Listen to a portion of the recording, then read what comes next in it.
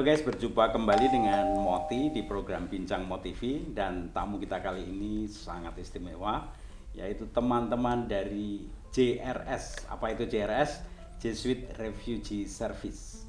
Saya sebagai Jesuit selalu bangga dengan karya JRS ini karena ternyata Jesuit punya karya yang khusus menangani para refugee, para pengungsi. Dan saya selalu terkesan dengan kisah Pater Pedro Arrupe yang begitu prihatin dengan manusia perahu, para pengungsi dari Vietnam waktu itu, yang akhirnya memang melahirkan karya Jesuit Refugee Service ini. Dan di Indonesia ini ada juga JRS, dan yang hadir kali ini adalah Romo direkturnya dan juga teman stafnya, dan mereka sudah cukup lama bekerja berkarya di Jesuit Refugee Service ini, dan kita akan ngobrol-ngobrol tentang karya sosial refugee ini. Maka saya perkenalkan, bersama saya Romo Peter dan Mas Indra. Wala, selamat siang ini. Selamat siang Romo Murti. Gimana, sehat-sehat semua ya? Syukurlah sehat Ini semua. para yang ikut mengurusi para refugee ini, tapi wajahnya penuh kegembiraan ini. Ini semoga gembira betul ya, bukan karena stres gitu. Baik Romo dan Mas Indra, kita ngobrol-ngobrol ya. Ini ngobrol santai aja. Ini saya selalu terkesan dengan kisah Pater Arrupe yang begitu tersentuh hatinya dengan kisah-kisah para manusia perahu dari pengungsi dari Vietnam ini. Ini sebetulnya lalu dari sini lahirlah JRS. Nah, mungkin Romo atau Mas Indra ini bisa cerita sejarah kelahiran JRS ini untuk Serikat Yesus ini. Silakan, monggo. Iya. Tahun 1979 Ya. itu banyak sekali orang Vietnam yang terpaksa mengungsi karena perang saudara di sana. Ada banyak juga yang sampai ke Indonesia. Nah, para manusia perahu, boat people ini, mereka disebut demikian karena mereka naik perahu dan biasanya melebihi kapasitas. Ya. Itu dilihat sendiri oleh Pater Jenderal Pedro Arrupe. Dan Pater Pedro Arrupe prihatin apa yang dapat dilakukan oleh Serikat Yesus. Lalu pada menjelang Natal tahun 1979 itu, Pater Pedro Arrupe mengirim telegram kepada para provinsial di seluruh dunia untuk berkonsultasi apa yang dapat kita lakukan. Lalu tanggapannya luar biasa banyak. Ada yang menawarkan makanan, bantuan pakaian yang material, ada yang menawarkan advokasi dengan publikasi melalui media, ada yang menawarkan saran-saran praktis. Lalu semua itu menjadi bahan diskresi Pater Provinsial bersama para asisten jenderal, sampai akhirnya diputuskan untuk mendirikan Jesuit Refugee Service, organisasi yang memberi wadah koordinasi bagi semua karya Yesuit yang melayani pengungsi.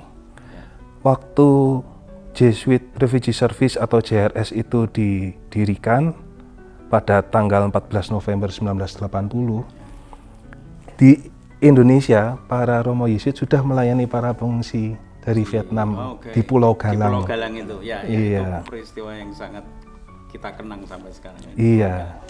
Jadi itu bolehlah dilihat sebagai cikal bakal JRS Indonesia. Karena memang waktu itu karya-karya itu tersebar di mana-mana, belum ada satu organisasi seperti JRS itu. Mulai tahun 79 sebenarnya para Yesuit Indonesia sudah melayani para pengungsi itu. Tapi resminya sendiri Indonesia itu kapan? Mas Indra, oh iya, sejarahnya ngerti juga itu. Iya, jadi seperti yang dikatakan Romo Peter itu tahun 80 itu kan ada 3 Yesuit yang saya kenal ya, itu Romo Puspo, Romo Gondo, ya. Yang satu Romo Patmo ya. Itu. Tapi terus habis itu selesai, terus mulailah JRS Indonesia itu dimunculkan lagi karya itu tahun 1999. Jadi waktu itu setelah ada konflik Timor Leste. Jadi penjajahan mendapat, terus akhirnya lepas, maka banyak terjadi konflik di situ. Itu kalau nggak salah pada bulan Maret 1999, Romo Provinsial menunjuk Romo Hendra. Romo itu sebagai Direktur JRS Indonesia. Nah di situ juga dari yang sama itu menunjuk Romo Albeh Karim almarhum, Romo Albeh Karim juga sebagai penggerak CU ya, pertama penggerak CU di Indonesia itu sebagai Direktur JRS Timur ya. Dan terus kemudian pada bulan September kalau nggak salah itu September itu juga menunjuk Frater Andre Sugio Pranoto sebagai Direktur Timor Barat. Tapi pada waktu yang bulan yang sama itu kejadian Romo Albrecht tertembak dan meninggal. Juga Romo Dewanto. Jadi mulai dari situ, kemudian November itu baru Romo Andre, karena Romo Hendra mengundurkan diri, itu Romo Andre jadi Direktur JRS Indonesia. Dan kemudian Romo Edi itu melanjutkan menjadi Direktur Project di Timor Barat. Kemudian Romo Andre ke Asia Pasifik dan Romo Edi jadi Direktur Indonesia tahun 2000 ya. Dari situ ya itu kemudian dari Timor terus kemudian JRS juga mendirikan lagi di Maluku tahun 2000, terus habis Maluku juga di Aceh. Medan ya, Aceh karena konflik semua hampir semua itu karena konflik ya. Baik, berarti sekarang ini sebetulnya kalau dihitung JRS sudah berapa tahun? 40 tahun ini 40 tahun. Wah, ini pesta besar ya. Tapi pesta seorang yang bekerja di dunia refugee ini apa nih? Ini kan kita nggak boleh pesta kan? Nggak boleh pesta, karena kalau punya uang itu bukan buat pesta. Tapi ya, resolusi apa yang dibuat JRS pada usia 40 tahun ini? Apakah ada perubahan arah, visi dan segala macam, atau masih mencoba tetap dengan visi yang sama menyetiai bekerja di dunia pengungsi ini? Ya, visinya tidak berubah, yaitu suatu dunia di mana para pengungsi itu bisa menikmati partisipasi, menikmati perlindungan dan kesempatan untuk menentukan masa depan mereka. Lalu misinya tetap menemani, melayani, dan membela kepentingan orang-orang yang terpaksa mengungsi, begitu. Tetapi yang khusus mungkin yang berubah, yang dinamis adalah rencana strategis ya. Setiap 4 tahun kami punya ya. Dan saya kira masalah-masalah refugee ini terus berubah gitu ya, jadi sangat dinamis sekali dan kita yang harus menyesuaikan. Nah, kalau saya tanya selanjutnya, ini sebelumnya saya tanya, sudah berapa lama sih sebetulnya Romo Peter ini di JRS, dan Mas Indra ini berapa lama? Saya pertama kali bergabung dengan JRS itu sebelum masuk Serikat tahun 2006 waktu 2006, gempa. Yang gempa di Jogja. Lalu tahun 2010 waktu saya tahun ke-2 kuliah filsafat, itu saya minta izin sama Rektor Kolese Hermanum Jakarta untuk bantu JRS waktu erupsi Merapi tahun 2010. Nah, ini waktu itu udah menyangka kalau akan jadi Direktur JRS? Belum, sama sekali enggak.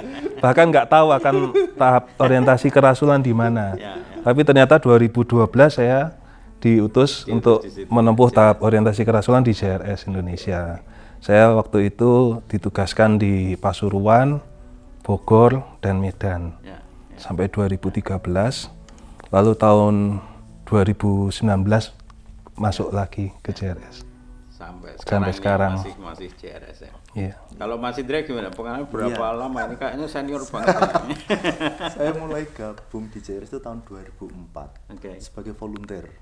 1 tahun, terus kemudian di JRS Asia Pasifik. Di JRS Asia Pasifik kebetulan, di Bangkok ya. Di Bangkok. Terus kemudian pada waktu itu karena memang background saya itu kan keuangan waktu itu, dan terus kejadian tsunami, maka di JRS Indonesia itu butuh orang keuangan. Gitu.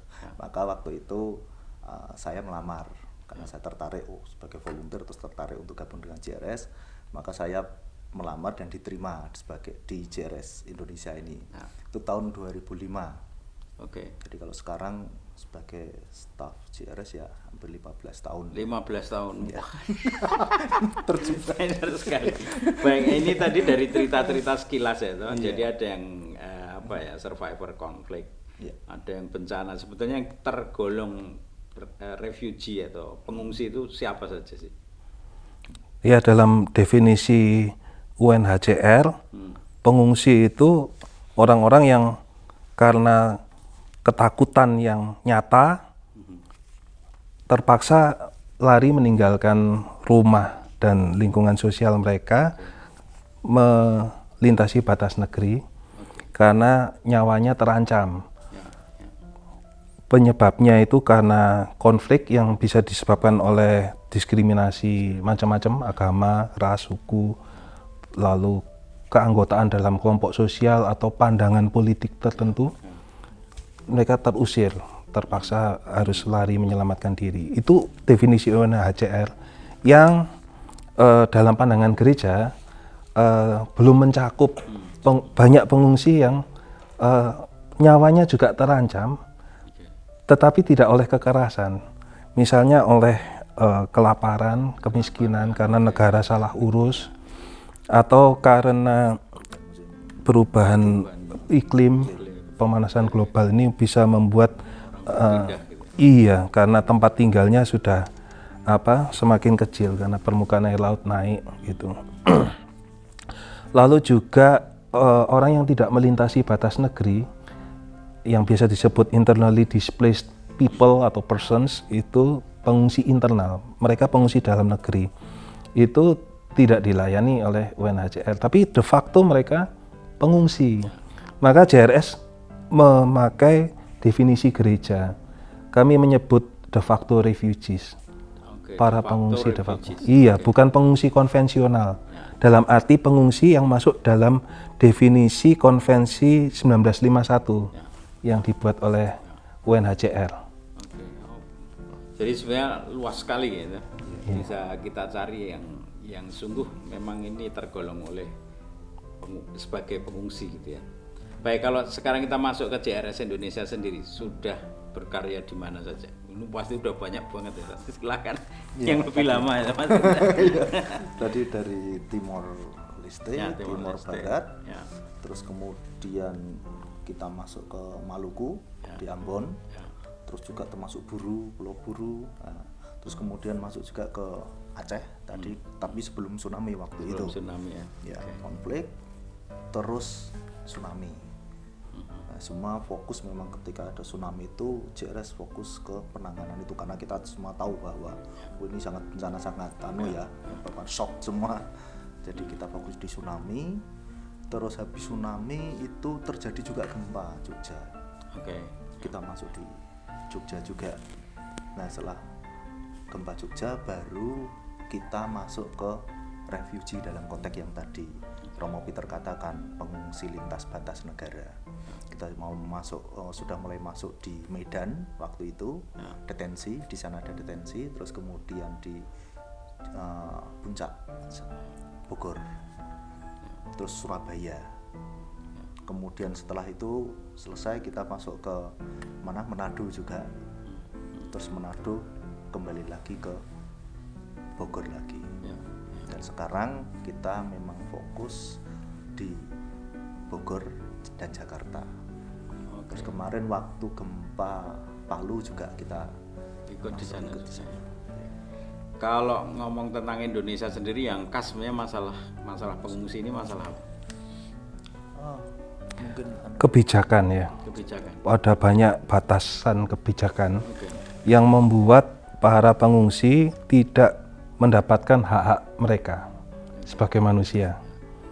Mereka masih tidak boleh kerja di sini. Padahal mereka juga tidak punya uang loh untuk hidup ya. Lalu yang sering dikatakan pengungsi menjadi beban gitu.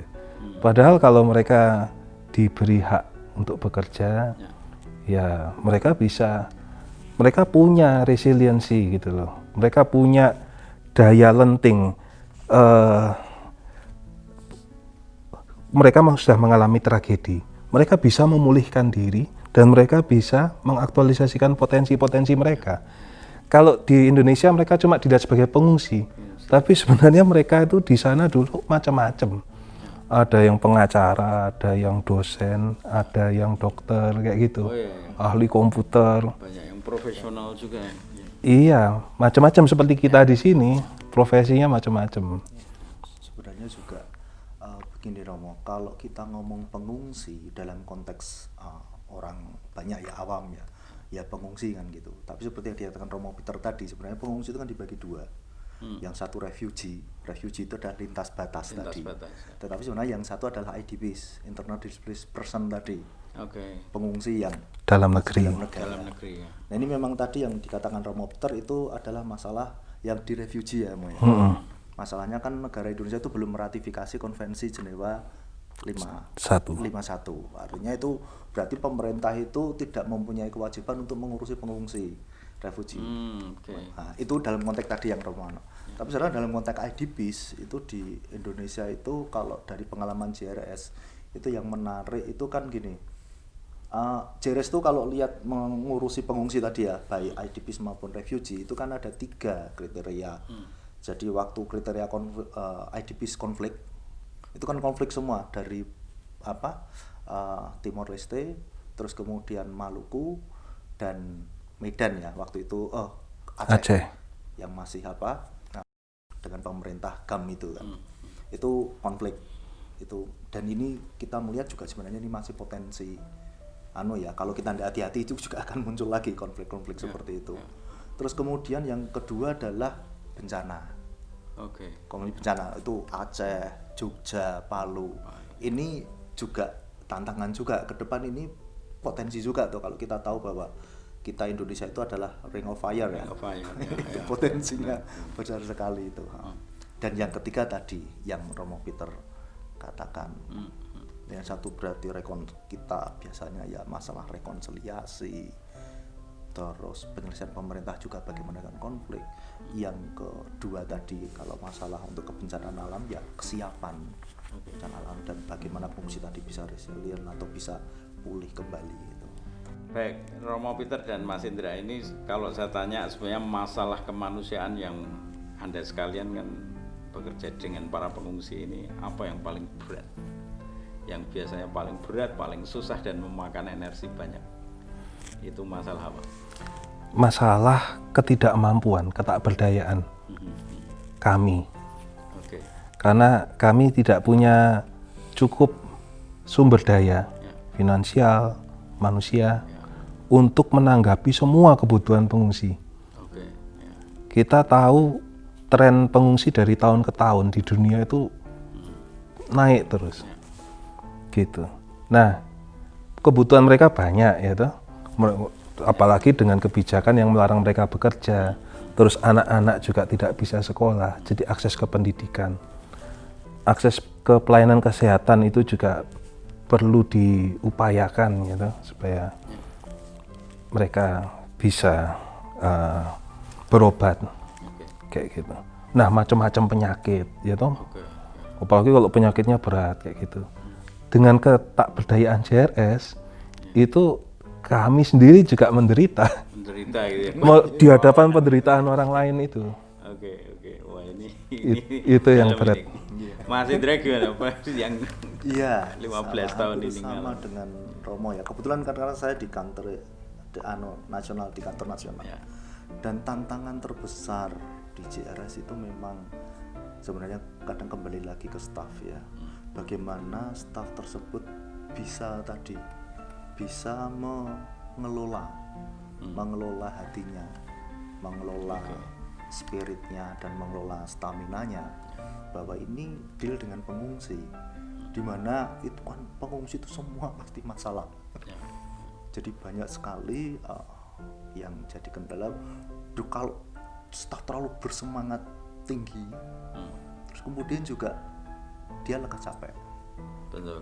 Saya jadi ingat pada waktu itu apa yang dikatakan Romo Jenderal waktu itu, yang peringatan 150 tahun Yesuit yang Provinsi Indonesia. Ya, Provinsi Indonesia berkarya di Indonesia itu beliau mengatakan bahwa ya kalau jadi Yesuit itu jangan seperti kertas atau jadi ketika dibakar itu apinya sangat menyala, bagus, tapi habis jadi abu selesai. Ya, jadilah itu arang, dimana panasnya itu nggak usah tinggi-tinggi, tapi itu jaga panjang.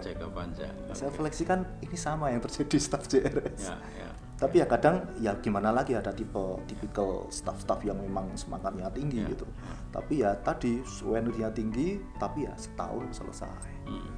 Dia memang, mereka mengatakan saya berat, butuh waktu jeda. Dan ada beberapa itu di JRS itu uniknya, dia jalan capek, dia keluar dulu, saya break dulu, 1-2 tahun mereka kembali lagi, saya sudah siap lagi. Itu kalau di Indonesia sendiri kan pertama ada dulu yang tadi diceritakan, ada konflik, lalu ada yang karena bencana, lalu nanti nggak tahu ada apa lagi menerima pengungsi dari luar negeri yang juga karena konflik dan segala macam ini. Apa yang membedakan antara refugee yang karena korban konflik dan juga karena bencana itu lebih, kalau yang dialami oleh JRS lebih berat mana? Problem-problemnya gitu. Karakternya ya agak beda ya. Tapi memang kalau dalam bencana itu kita banyak teman, merasa banyak teman. Gimana kalau ada tsunami itu banyak NGO yang datang, LSM yang datang, Palu juga seperti itu. Pemerintah juga kita lihat apresiasi lah dari bencana saat tsunami sampai sekarang itu ada peningkatan terutama. Nah, hanya yang tantangannya itu memang kalau satu di konflik. Itu jarang karena kita berhadapan, kalau Timor Leste saya sendiri nggak, tapi banyak dengar cerita itu milisi kita itu anak konflik. Terus di Ambon sendiri bagaimana rekonsiliasi itu sangat berat ya antara Muslim dan Kristen. Itu kita ada program beberapa, dan itu dendam itu kan karena tahu bahwa pamanmu itu membunuh paman saya tahu orangmu itu membunuh. Nah itu rekonsiliasinya kan sangat berat. Itu terus kemudian yang terberat lagi ya refugee tadi yang Romo Peter sampaikan, yang sekarang ada mereka dari Afghanistan, dari Pakistan. Itu bagaimana mereka satu dipandang oleh pemerintah pada waktu itu, kamu kan ilegal, ilegal migran atau migran gelap. Periode sebelum Perpres 125 ya Romo ya. Itu pemerintah menangkapi mereka. Tapi sisi lain juga tadi, terus yang mensupport mereka juga tidak ada. Banyak kalau kita ketemu dengan orang-orang dan teman-teman saya mengatakan ada pengungsi loh dari luar negeri gitu. Mosok di Indonesia ada? Padahal di Indonesia itu ada 13.000 ya. Tapi invisible. Invisible. Karena bukan orang penting mereka itu. Dan yang terberat kalau kita ngomong pengungsi kan banyak mengatakan, ngapain kamu ngurusi pengungsi yang dari luar negeri, untuk ngurusi orang miskin di Indonesia saja. Itu kan banyak juga gitu. Tapi kalau kita berpikir semua ngurusi ini, siapa yang ngurusi mereka? Persoalannya kan itu. Jadi yang khas di pengungsi dari luar negeri itu legalitas mereka itu sering yang terus itu yang diangkat ya, yang jadi hambatan untuk untuk membantu solidaritas ya.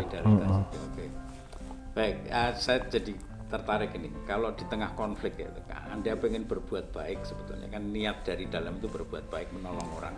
Tetapi di tengah konflik itu yang membuat situasi sulit. Nah itu gimana sih? Apa yang harus Anda lakukan? Dan Anda punya pengalaman banyak ini di tempat-tempat konflik ini, mencoba bekerja dengan tulus, tetapi kondisi konflik ini terjadi. Apa yang paling mengesan dan mungkin pengalaman kemanusiaan yang Anda temukan di situ?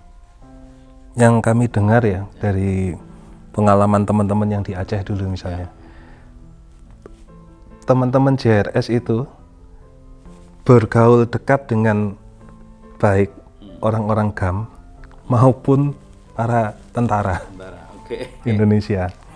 Gitu. Jadi ya kita membawa misi rekonsiliasi. Ya kita berpihak kepada korban, betul. Tapi kita harus juga bisa diterima oleh kedua pihak yang berkonflik ini, gitu ya.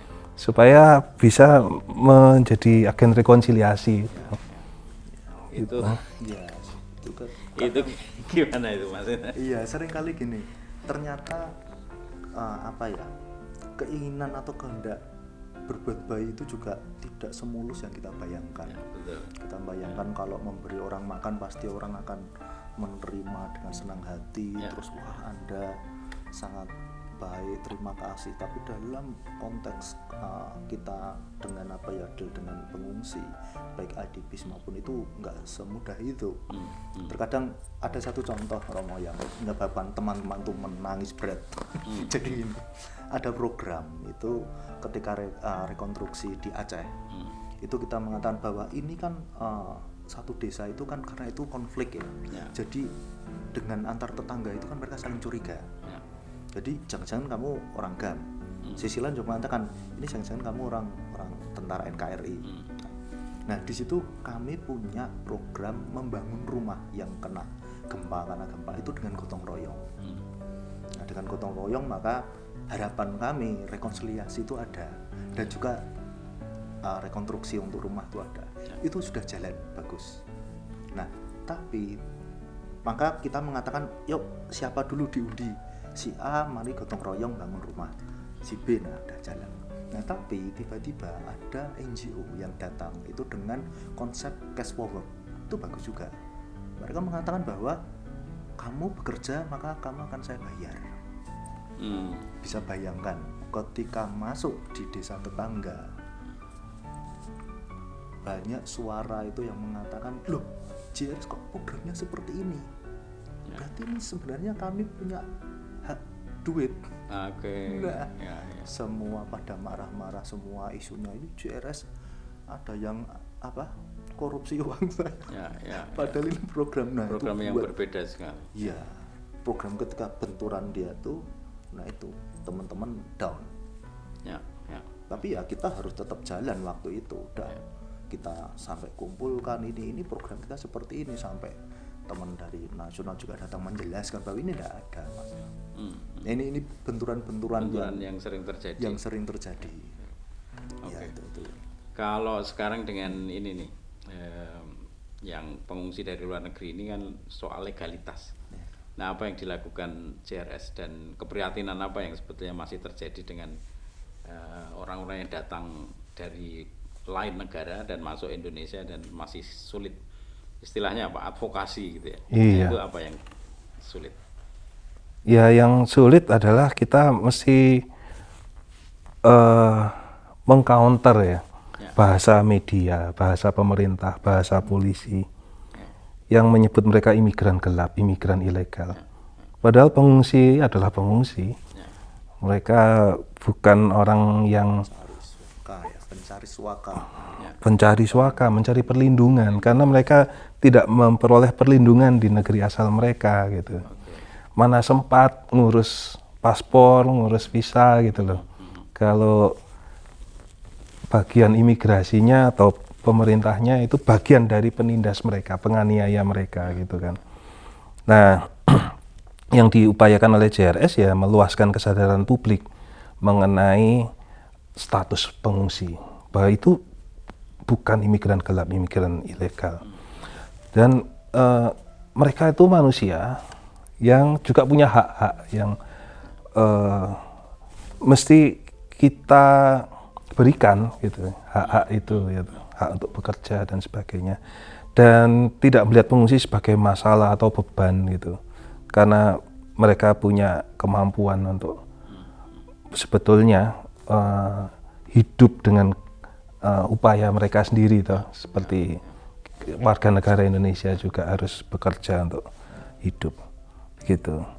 Ya, dan tambahan lagi sebenarnya pemerintah sudah masuk ke tahap yang lumayan lah positif, artinya dengan Perpres 125 itu pemerintah sudah mengakui bahwa mereka bukan illegal migran lagi, tapi mereka adalah pencari suaka. Ya, tetapi yang kurang di Perpres itu adalah pemerintah belum mengizinkan mereka untuk bekerja. Ini yang jadi tantangan terbesar ya Romo. Dan ini kita memang JRS mengadvokasi ke pemerintah, tolonglah please kasih kesempatan mereka untuk bekerja, paling tidak untuk supaya mereka mendapat makan. Karena kalau akses bekerja itu tidak bisa dilakukan dan masih dilarang, ya selamanya mereka akan jadi tergantung.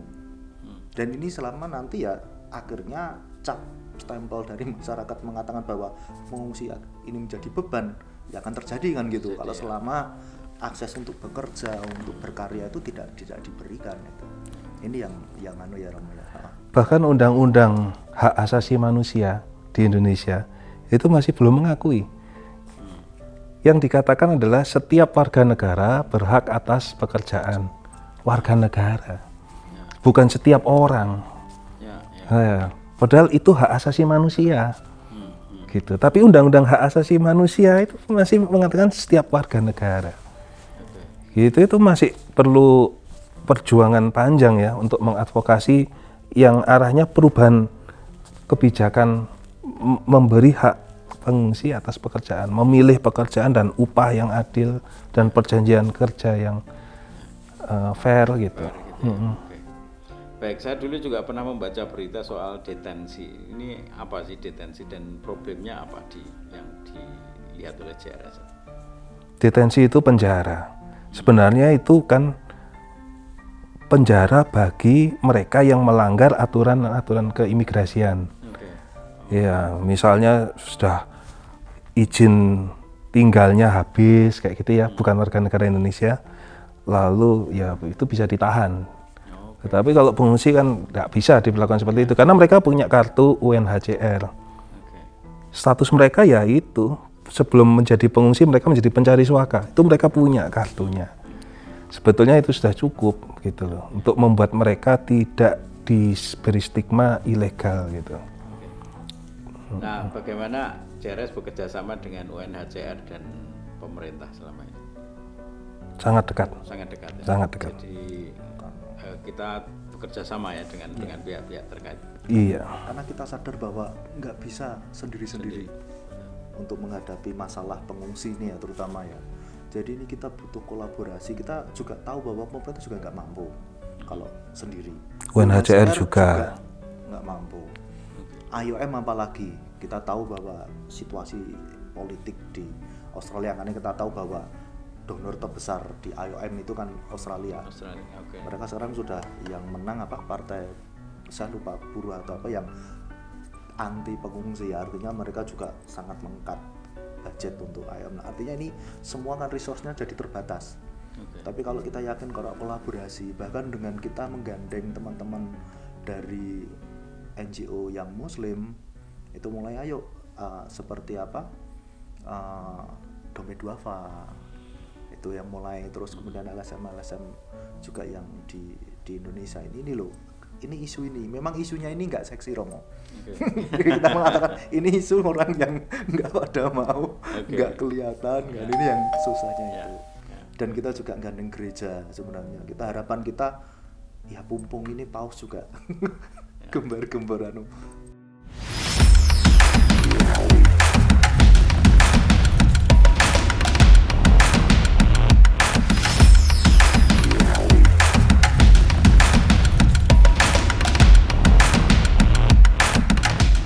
Ada berapa banyak dan siapa mereka orang-orang yang mau terlibat di sini? Sekarang ini ada 25 orang ya, staff. Dan mereka berasal dari berbagai latar belakang agama. Ya, Yesuitnya hanya saya. Terus yang lain ada yang Katolik, ada yang Islam.